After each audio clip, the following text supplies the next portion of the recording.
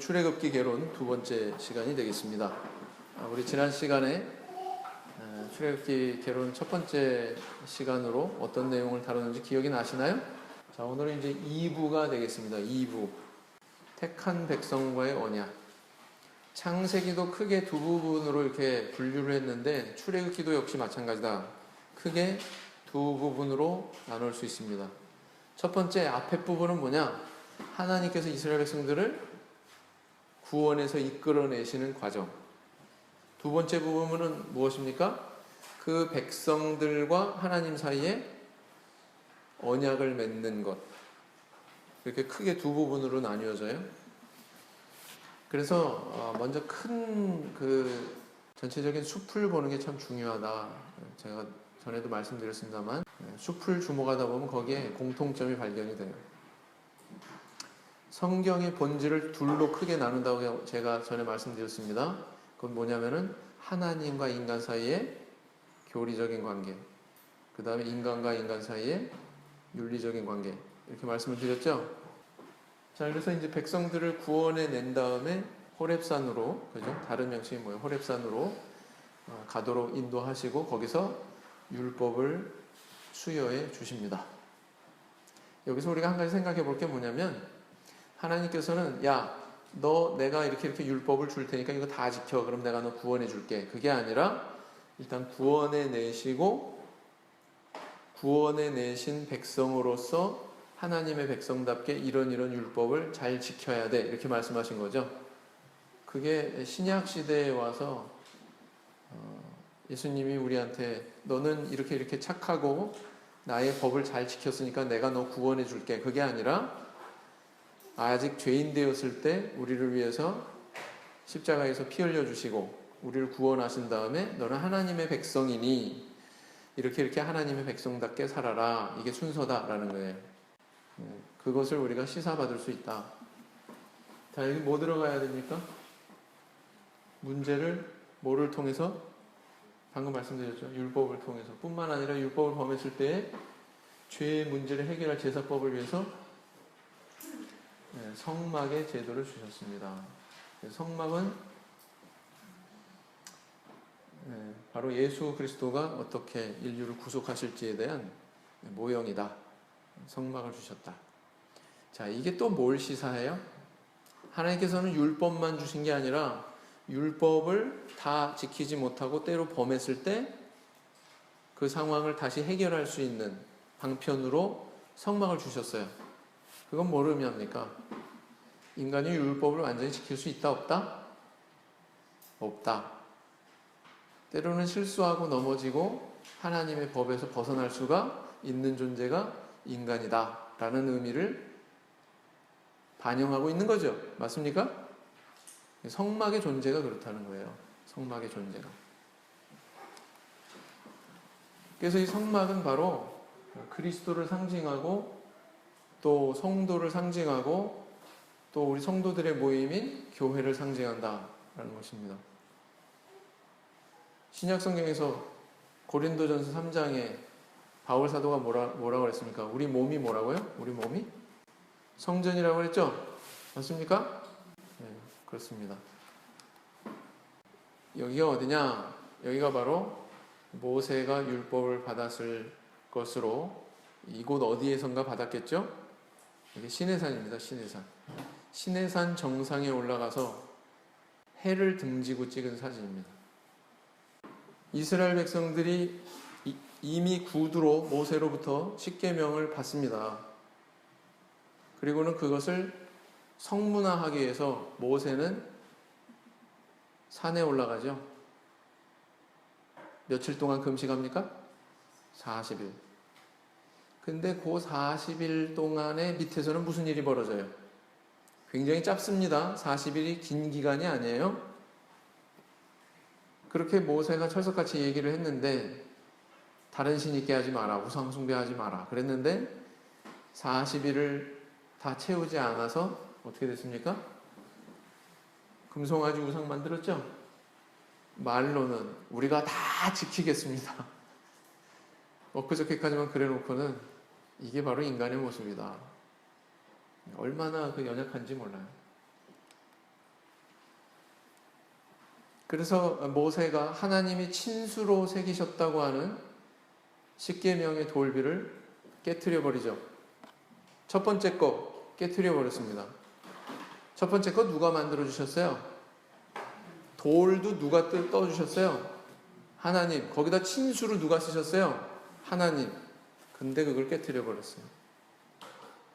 두 번째, 하나님께서 모세한테 뭐라고 명령하셔요? 돌비를 처음 것과 같이 깎아서 만들어라. 너 내가 애써가지고 깎아서 만들어줬더니 이걸 깨트려 버려? 이번엔 네가 만들어. 돌비는 모세한테 시켰더라도 거기에 새기는 건 누가 하셨어요? 새기는 건 누가 하셨습니까? 하나님이 하셨습니다. 그것은 곧 뭘 의미하냐면 십계명의 입법자가 누구세요? 하나님입니다. 거기에 네 번째 계명으로 들어간 게 뭐예요? 안식일을 기억하여 거룩하게 지켜라. 누가 입법자세요? 하나님. 근데 누가 안식일을 주일로 바꿨어요? 콘스탄티누스 황제가 그것을 변기했습니다. 그게 역사적으로 분명하게 명확하게 드러나는 사실입니다. 여러분, 이게 상식적으로 가능합니까? 가능한 일이에요? 그 로마 황제가 변개한 그 성의를 갖다가 다 지키고 있는 거예요. 저 바깥에 있는 교회들. 하나님이 입법자 되십니다. 절대로 변개할 수 없습니다. 또 안식일은 율법이 있기 전에도 존재했어요. 모세 시대부터 안식일이 있는 게 아니에요? 언제부터 존재했어요? 에덴 동산에서부터. 변개가 불가한 사안이에요. 잠깐 이제 우리가 성경에 나타나는 언약의 두 가지 종류에 대해서 좀 생각을 해볼 필요가 있어요. 언약에는 편무 언약, 하나는 쌍무 언약 이렇게 나눌 수가 있는데요. 편무 언약은 뭐냐면은 한쪽에서 일방적으로 약속을 줬기 때문에 한쪽만 지킬 책임이 있다. 그것을 편무 언약. 그 다음 쌍무 언약은 뭐냐? 언약이 쌍방간에 이루어져 가지고 양쪽에서 다 지켜야 돼요. 그런 언약을 쌍무 언약이다 이렇게 얘기합니다. 이 시내산에서 율법 받은 것은 어떤 언약이에요? 쌍무 언약이죠. 이스라엘 백성도 지켜야 됐죠. 하나님께서 명령하셨습니다. 근데 야, 내가 너를 복주고 큰 자손을 이루게 하고 민족을 이루게 할 거야. 이거는 어떤 언약이에요? 하나님께서 아브라함한테 일방적으로 하신 편무 언약이죠. 네, 그렇습니다. 이게 바로 성막입니다. 보신 적 있으시죠? 25장부터 31장까지, 35장부터 40장까지가 성막에 대한 내용입니다. 25장부터 31장까지는 하나님이 모세에게 설계도 주시는 얘기고, 35장부터 40장까지는 그 설계도대로 모세가 백성들과 함께 성막을 짓는 얘기입니다. 그래서 출애굽기를 여는 열쇠가 있습니다. 여는 열쇠가 있는데 이렇게 두 가지 정도로 분류할 수가 있어요. 방금 말씀드린 성막 2번을 먼저 말씀드리죠. 성막을 통해서 출애굽기를 열어가는 거예요. 이 성막 만드는 그 대목에서 모세가 명하신 대로 다 행하였더라. 그런 내용이 반복되는 것. 그걸 우리는 주목해야 됩니다. 또 이 성막은 출애굽기에서만 끝나는 게 아니라 성막이 나중에 성전으로, 성전이 나중에 신약시대에는 뭐로?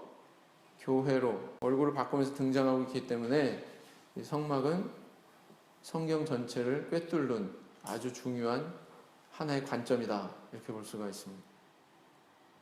그 다음에 이제 첫 번째, 광야 시대에 대한 성경의 평가가 뭐냐? 우리가 성경을 해석하는 여러 가지 원칙 중에 몇 가지 원칙 중에 하나가 뭐냐면 성경이 해석하는 대로 성경을 해석하는 겁니다. 성경의 저자들이 보는 눈으로 성경을 보는 거예요. 성경의 저자들이 해석하는 방향으로 성경을 해석하는 겁니다. 그러면 이 출애굽 역사에 대한 성경 저자들의 관점은 어떻게 해석되고 있나요? 거기에는 몇 가지가 이제 출애굽기에 대해서 몇 가지가 이제 등장을 하는데 그 중에 우리가 주목해 볼 게 한 3개 정도로 이렇게 추려봤습니다. 첫째는 뭐냐면 시편 78편. 시편 78편의 내용이 어떤 건지 한번 잠시 찾아보겠습니다. 12절부터 보세요. 옛적에 하나님이 애굽 땅 소환들에서 기이한 일을 저희 열조의 목전에 행하셨으되 저가 바다를 갈라 물을 무더기같이 서게 하시고 그랬어요. 858페이지입니다. 구약성경. 여기도 뭐라고 그래요? 물을 무더기같이 서게 하시고 그랬죠? 네? 조수 간만의 차, 썰물 현상이 아닙니다. 시편에도 분명히 이렇게 기록하고 있어요. 그 다음 14절 낮에는 구름으로 온 밤에는 화강으로 인도하셨으며 광야에서 반석을 쪼개시고 깊은 수원에서 나는 것 같이 저희에게 물을 흡족히 마시우셨으며 또 반석에서 시내를 내사 쭉 나간다고요. 20절 저가 반석을 쳐서 물을 내시며 시내가 넘쳤거니와 또 능히 떡을 주시며 그 백성을 위해 고기를 예비하라 하였도다 그랬어요. 30절 저희가 그 욕심에서 떠나지 아니하고 저희 식물이 아직 그 입에 있을 때에 여기까지 내용은 뭐예요? 출애굽기에 나오는 그런 사건들을 민수기에 나오는 사건들을 쭉 서술하고 있는 거죠. 사실을 서술하고 있는데 이제부터 해석이 들어갑니다. 그 역사적인 사실에 대한 해석의 내용이 나와요. 어떻게 나오느냐? 37절 이는 하나님께 향하는 저희 마음이 정함이 없으며 그의 언약에 성실치 아니하였음이로다. 40절 저희가 광야에서 그를 반항하며 사막에서 그를 슬프시게 함이 몇 번인고. 42절 저희가 그의 권능을 기억지 아니하며 대적에게서 구속하신 날도 생각지 아니하였도다 그랬단 말이에요. 그래서 출애굽 역사에 대한 아삽이라고 하는 인물의 평가는 뭡니까? 반역의 역사다. 그죠? 하나님 실망시킨 역사다. 원망의 역사다. 실패한 역사다. 이렇게 얘기하고 있는 거죠. 맞습니까? 근데 아삽만 그렇게 얘기하는 게 아니에요. 고린도전서 10장을 보시기 바랍니다. 고린도전서 10장을 보시기 바랍니다.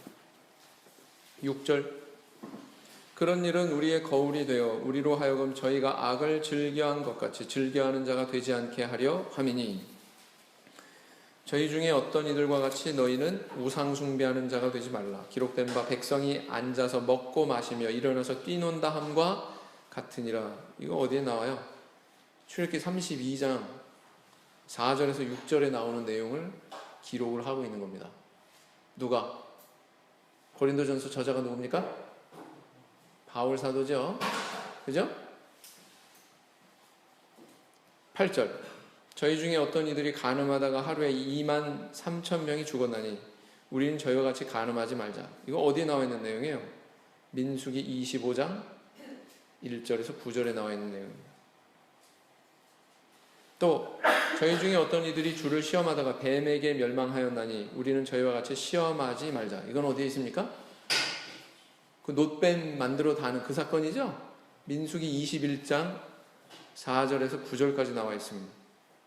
10절 저희 중에 어떤 이들이 원망하다가 멸망시키는 자에게 멸망하였나니 너희는 저희와 같이 원망하지 말라. 원망한 경우가 너무 많아가지고 이건 어떻게 다 정리가 안 됩니다. 11절 저희에게 당한 이런 일이 거울이 되고 또한 말세를 만난 우리의 경계로 기록하였느니라 그랬어요. 자, 바울 사도도 어떤 논조냐면 출애굽 시대에 광야에서 이스라엘 백성들이 이러 했는데 우리는 그러지 말자. 저러저러 했는데 우리는 그러지 말자. 이러 했는데 우리는 그러지 말자. 계속 이렇게 반복되죠? 신앙의 실패의 역사, 반항의 역사, 원망의 역사 이렇게 평가하고 있는 거죠. 근데 바울 사도는 그게 기록된 이유에 대해서도 여기 밝히고 있어요. 말세를 만난 우리에게 뭐라고요? 경계를 삼게 하기 위해서. 네. 자, 그래서 이 역사에 대해서 잠깐 이제 고찰을 해보면, 인구수 변화에 대해서 우리가 한번 인식을 해보자고요. 도표로 인구수 변화에 대해서 한번 표현을 해봤습니다. 애굽 체류기 맨 처음에 몇 명 내려갔습니까? 70명. 그래가지고 430년 만에 몇 명으로 늘어났어요? 장정만 60만 명. 그리고 이제 광야 시대가 시작이 되는데 광야 시대 기간 동안에 약 40년 기간 동안에 인구수의 변화가 거의 없습니다. 그리고 이제 가나안 땅에 들어가서는 또 거기서 점점 이제 왕정 시대까지 이어지면서 계속 늘어나죠. 다윗 왕 시대 때 수를 헤아릴 수 없었다고 이렇게 기록하고 있습니다. 광야 시대는 그러고 보니까 어떻게 표현할 수 있어요? 정책이다. 딱 그 이스라엘 백성들의 영적인 상태도 그대로 반영하는 모습이다. 이렇게 볼 수가 있죠. 정책이. 근데 여기에 변화가 전혀 없는 건 아니었어요. 어떤 변화가 일어났습니까? 출애굽 제1세대. 다시 말하면 홍해를 건너는 순간 20세 이상 된 장년들은 점점 죽어갔습니다. 그래서 누구만 남아요? 마지막에 최후에 가나안 땅에 들어간 2인만 있습니다. 누굽니까? 여호수아와 갈렙. 광야 시대가 시작될 때 20세 이하였거나 아니면 광야 생활 가운데서 태어났던 세대, 출애굽 제2세대가 증가를 합니다. 그래서 이 세대를 위해서 시내산에 그 언약했던 것을 다시 모압 평지에서 갱신하는 내용이 신명기예요. 자, 출애굽기 특징은 뭐냐? 기적의 성경이다. 하나님께서 이스라엘 백성을 구원하는 과정에서 엄청나게 많은 기적을 행하십니다.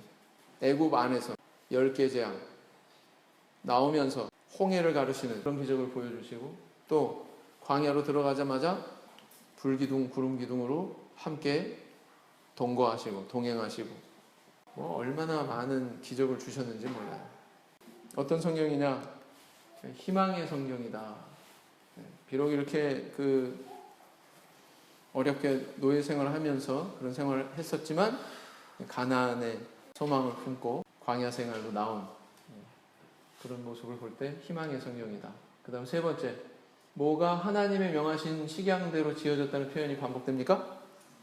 성막. 35장에서 40장까지 하나님이 모세에게 명하신 대로 다 되니라, 이런 표현이 열 몇 번 나와요. 가만히 한번 세보세요. 그 다음 성막의 규모와 재료와 치수에 대한 내용이 자세히 기록되어 있습니다. 그 다음 다섯 번째 뭐냐? 구원의 은혜를 체험했으면서도 원망하는 백성들의 모습을 조명하고 있습니다. 전에도 얘기했습니다만 이 출애굽 역사는 성도의 구원의 과정에 대한 상징이다. 가나안까지 가는 이 과정이 사실은 뭐예요? 우리 성도의 죄악 세상에서 세례를 통해서 거듭나서 광야, 이 세상, 그죠? 스데반 집사는 광야 교회에 있었고, 광야 시대를 뭘로 표현했습니까? 교회, 그죠? 여기를 통해서 나중에 요단강을 건너서 어디로 들어가요? 가나안 땅, 하나님이 약속하신 가나안 땅, 천국. 요단강은 뭐예요? 죽음의 강, 그죠? 어찌 보면. 자, 그래서 출애굽기 그림자 실체를 한번 대응을 시켜보면 이렇습니다. 6월절은 뭐냐? 십자가 사건이다. 홍해 건너는 건 뭐다? 신약시대에 무슨 사건이에요? 세례예요. 그 다음 만나와 물은 생명의 떡이신 예수 그리스도. 그 다음 성막은 신약시대에 뭐다? 그리스도 또는 교회. 그리스도의 몸. 왜 그리스도라고 표현했느냐? 요한복음 2장에 뭐라고 했습니까? 너희가 이 성전을 헐어라. 그럼 내가 사흘 만에 일으키리라. 요한 사도가 뭐라고? 이는 성전된 자기 육체를 가리켜 말씀하신 것이다. 예수님이 성전된 자기 육체를 가리켜 말씀하신 것이다. 사실은 예수님이 뭐예요? 성전이죠.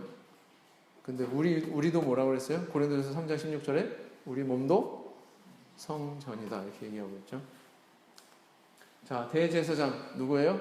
영원한 대제사장, 살아계신, 우리를 위해서 항상 간구하시는 예수 그리스도. 그 다음 출애굽기의 교훈은 어떤 것들이 있습니까? 하나님은 인간과 맺으신 약속을 지키신다. 출애굽기 1장 몇 년 시간이 흐른 거예요? 창세기에서 출애굽기 1장 딱 한 장 넘어가는 순간에 몇 년이 흐른 거예요? 430년. 500년 전에 아브라함한테 하신 약속을 하나님께서는 기필코 지키셨습니다. 하나님은 역사의 뭐다? 역사의 주인이시다. 모세는 처음에는 백성들에게 거절당했던 인물입니다. 모세가 의협심에서 자기 의지로 내려가가지고 이스라엘 백성들을 구원한 게 아니라 누가 보내셨어요? 하나님이 그를 보내셨어요. 스데반 집사도 사도행전 7장에서 그 사실을 강조하고 있습니다. 모세를 보낸 게 하나님이다. 모세가 간 게 아니다라는 거죠. 모세 이렇게 우상시하지 마라 이겁니다. 사실은 이 스토리의 주인공은 모세가 아니라 누구다? 하나님이다. 자, 하나님은 고통스러워하는 자기 백성을 돌아보신다. 애굽에서 고통받고 울고 있는 이스라엘 백성들의 목소리를 들으시고 응답하셨습니다. 2장 23절, 3장 7절, 9절, 14장 10절에서 계속 고통에 부르짖는 백성들한테 하나님께서 응답하시는 그 사실에 대해서 이야기하고 있습니다. 그 다음 모세가 백성들 때문에 고통스러워하면서 기도할 때 그 음성에 응답하십니다. 그래서 오늘날에도 우리 성도님들 음성에 내가 믿음 생활 잘하건 때로는 하나님께 원망하건 하나님 그런 거 개의치 않으시고 마치 어린아이를 품은 부모처럼 우리의 기도에 응답하세요? 안 하세요? 부르짖으며 응답하십니다. 네. 하나님은 일꾼을 세우시고 사용하신다. 하나님 모세를 일꾼으로 세우시고 그를 통해서 당신의 뜻을 이루셨다. 하나님이 아론과 그 아들들을 뭐로 세웠어요? 제사장으로 세우시고 하나님께 제사 드리는 일을 주관하게 하십니다. 그래서 이렇게 하나님께서 일꾼을 세우신다. 그다음 하나님은 의로운 삶을 요구하신다. 이스라엘 백성들에게 율법을 주셨어요. 그 의미가 뭐냐? 백성들에게 십계명뿐만 아니라 율법을 내려주셨어요.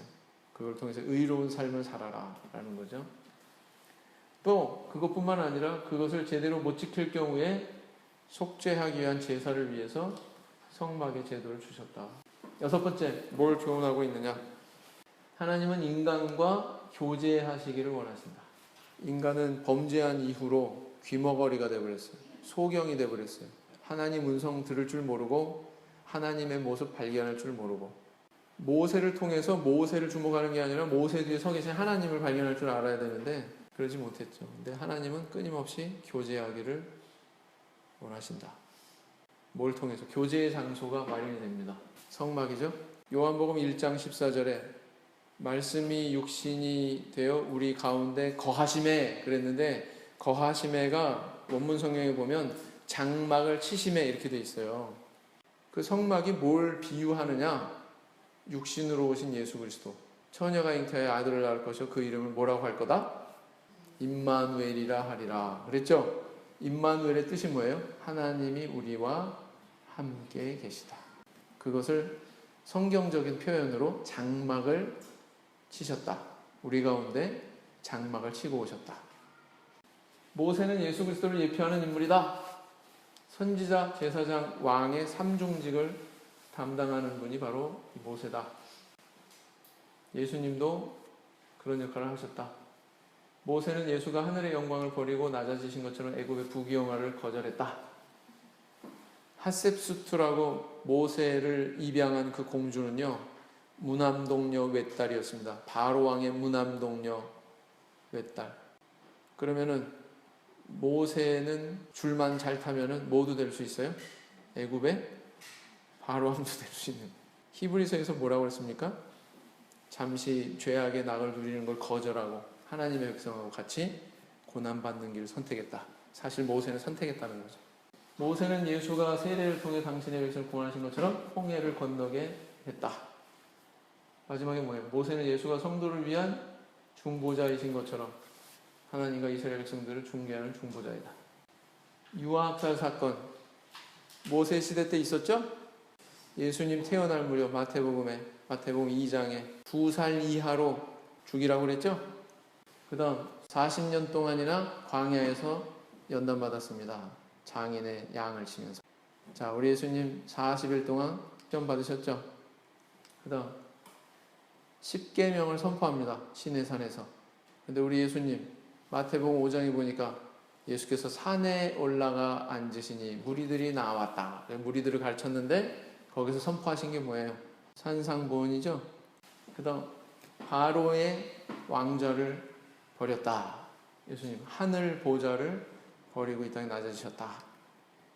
그다음 12지파 이스라엘 12지파 이스라엘 백성들을 이끄셨다. 모세가. 예수님은 12제자를 이끄셨죠. 모세는 성막을 건축했고 우리 예수님은 뭐예요? 교회를 건축하셨죠. 그래서 내가 이 반석 위에 내 교회를 세우리니. 교회를 세우신 분 누구다? 예수님이다. 오늘 여기까지 살펴봤습니다. 묵상 기도 하시겠습니다.